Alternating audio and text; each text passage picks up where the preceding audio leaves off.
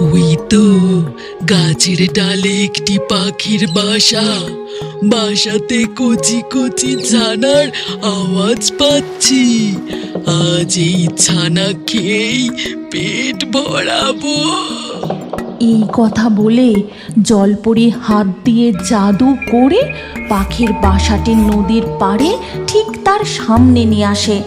তারপর পাখির ছানাগুলো ধরে খেতে থাকে। আমি একটু সাহস করে চিৎকার করে বলি, কে তুমি? তুমি ওই বাচ্চাদের ছেড়ে দাও, তুমি ওদের খেও না, তুমি ওদের ছেড়ে দাও বলছি। এই কথা শুনে জলপরি টুনিকে বলে, একটুখানি পাখি, তুই আমায় হুমকি দিস? মনে রাখিস, সুযোগ পেলে আমি তোকেও ছাড়বো না। তোকে গিলে খাবো, আর ঠেকুর পর্যন্ত তুলবো না। এই কথা বলে জলপরি পাখির বাচ্চাগুলোকে